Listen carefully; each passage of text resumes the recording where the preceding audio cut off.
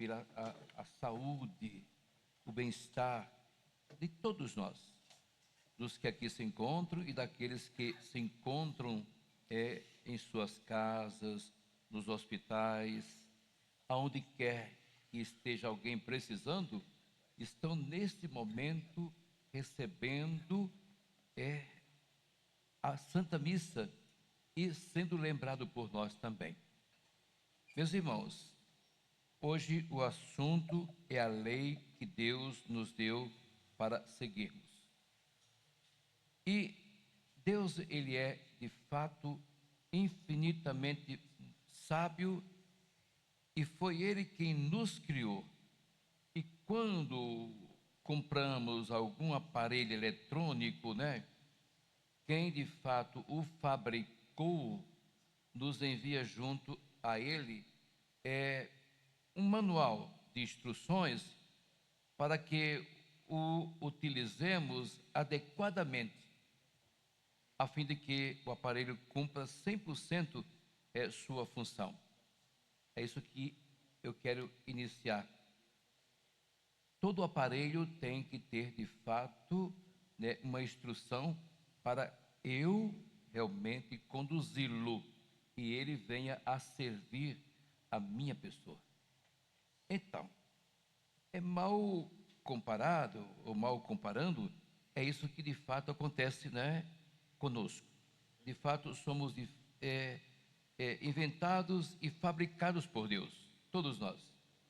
E Ele, de fato, nos conhece a fundo e sabe do que precisamos para funcionarmos plenamente. Deus sabe muito bem. Conhece cada um em particular. E é engraçado, Ele criou toda a humanidade e ninguém é parecido com o outro. As aparências são muito poucas, mas cada um tem uma natureza, um jeito de ser, de proceder, de falar. Então, as leis de Deus, é aqui que eu quero chegar. Elas são esse manual de como funcionamos e de tal forma que possamos continuar vivendo junto a Deus na vida eterna. São de fato orientações, né, de nosso procedimento adequado. Portanto, o pecado de nossos primeiros pais foi justamente o de não aceitar essas orientações de Deus. Eles negaram, deram as costas para aquilo que Deus havia determinado, dando a si mesmos a prerrogativa de dizer o que é certo ou o que é errado. Então, os demônios foi praticamente o mesmo, né? Eles não aceitaram a vontade de Deus. E quando não aceitam a vontade de Deus, o caminho é outro. Quando nós aceitamos a vontade de Deus, o caminho é determinado, demarcado por Deus para que andemos certos, corretos. Não podemos lavar meias no liquidificador. Colocar dentro do liquidificador meias, não podemos. Não vai dar certo. Com certeza vai rasgar. Então, o mesmo acontece todos os dias. Quando pecamos, estamos lavando meias no liquidificador. Isso porque não nascemos para o pecado. Não nascemos para viver no pecado. Eu sempre digo, quanto mais eu fujo, melhor para mim e mais próximo de Deus eu fico. O que eu não posso é ser escravo do pecado. Permitir que o pecado venha dominar a minha pessoa. Quanto menos eu pecar, mais próximo de Deus eu estou. E é isso justamente que Deus quer de nós. E nós estamos vivendo um tempo tão importante que é a Quaresma. Não é um tempo, como eu sempre digo, de temer, que apavora, não é um tempo penitencial de rezar mais, fazer aquilo que Jesus fez, né? Ele foi para o deserto rezar, né? Se preparar. Ele foi para o deserto para jejuar. E aquilo que eu digo sempre, o jejum é tão bom para a alma como para o corpo. Ele foi para viver de fato a caridade. Então, o pecado não dá certo em nossa vida, só atrapalha. Quando eu atendo alguém na confissão, eu sempre digo: olha, o pecado é uma doença e a confissão é um medicamento.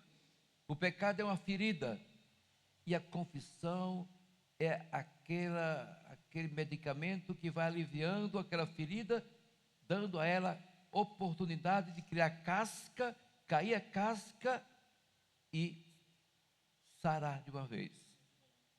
Agora, eu confesso agora, daqui 3 dias confesso de novo, daqui a 5 dias confesso de novo. Será que eu estou entendendo bem o sacramento, né? Esse sacramento da confissão, do perdão, da misericórdia? É preciso que eu tenha muito cuidado. Mas mais uma vez eu digo, nós pecamos sempre, mas se eu puder fugir dele, melhor para mim. Fujamos do pecado. É tentador. E mais do que tudo, o demônio cutuca muito a pessoa que vive praticando aquele pecado que a pessoa mais gosta, aquele que realmente fere mais a pessoa e a pessoa se sente bem praticando esse pecado. Fujamos desses pecados. Quando eu estou em pecado, eu não posso aproximar-me da Eucaristia. Jesus não pode vir para um coração totalmente sujo. Então, vamos lembrar do filho pródigo, não é? Onde ele foi parar? Depois que pede ao Pai: dá-me tudo o que a mim pertence. Ele nunca pensou no futuro, e o futuro dele foi tão péssimo. Mesmo assim, o Pai ficava atento ao retorno dele. O fim dele foi morar entre os porcos, comer lavagem, dormir entre, né, as bolotas e xixi dos porcos. Então, é assim, quando eu estou em pecado, alimentando a minha vida no pecado, Jesus vê o coração totalmente como um chiqueiro, não é? Ali sujo. Jesus não pode fazer moradia, deitar num coração que está totalmente tomado pelo pecado. Então, por que eu estou falando isso? Porque é importante, nós estamos em plena quaresma, tempo propício para fazer uma limpeza total através do jejum, da oração, né, da caridade, fazer vamos dizer assim, uma confissão bem feita. Quando eu faço uma confissão bem feita, quando eu conto os meus pecados, nossa, Jesus adormece, dorme e mora. Logo, o coração da gente, o corpo da gente é templo vivo do Espírito Santo. É tão importante saber isso, não é? Então, o pecado, ele não dá certo em nossa vida. E Deus, de fato, não nos não nos fez para pecar. Ele não construiu a minha pessoa para pecar. É claro que nossos pais, lá, não obedecendo, né, a voz de Deus, os pedidos que ele determinou, eles pecaram. Adão e Eva, nossos primeiros pais. Então, ele nos fez para amarmos, né? Para partilharmos, para estarmos com ele. E para isso temos as leis que orientam nossa caminhada, como mostra aqui, né, o Evangelho de hoje. Deus nos constituiu para vivermos para Ele, vivermos totalmente na busca da santidade. Ele constituiu para que eu não seja um pecador desordenado. Que eu venha pecar, tudo bem, mas que esse pecado não me tire de fato, né, desse aconchego com Jesus. Que não atrapalhe eu ir ao encontro de Jesus. Limpemos o nosso coração. Vamos, de fato, destruir aquilo que vem destruindo a nossa vida. Limpemos a nossa mente, para que pensemos no que é bom, no que é melhor. Por isso, nós estamos aqui hoje rezando, é claro, para nós que estamos trazendo no corpo, eu vejo a maior doença que nós carregamos é o pecado. Esse pecado destrói a nossa vida. E quando eu tomo realmente consciência de tirar esses pecados, ou esse que mais destrói a mim, indo e fazendo uma boa confissão, porque nós sacerdotes fomos escolhidos, ungidos, para escutar, aconselhar aqueles que são penitentes, como o padre também o é. O padre, ele é aconselhador. Na realidade, ali está Jesus para absolver os pecados daqueles que confessam. O padre também confessa. Ele é padre, ele tem as mãos ungidas, ele foi chamado por Deus para justamente celebrar os sacramentos. Esses sacramentos que vocês precisam, que vocês necessitam. Então, se pensarmos bem, meus irmãos, percebemos então que as leis que Deus nos dá são atos de amor puro e verdadeiro. Então, Deus nos ama e Ele quer que vivamos segundo as condições com as quais Ele nos criou. É o único jeito de escolhermos a vida eterna quando esta bater a nossa porta. Então, vamos aproveitar hoje.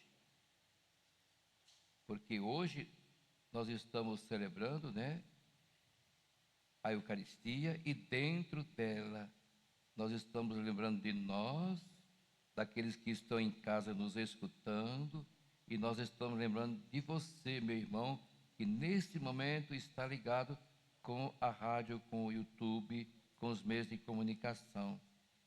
Daqui nós estamos lembrando, rezando e pedindo a Deus para que você e nós que aqui estamos sejamos de fato filhos amados de Deus e próximos dele através da misericórdia que ele nos dá e tem para cada um de nós.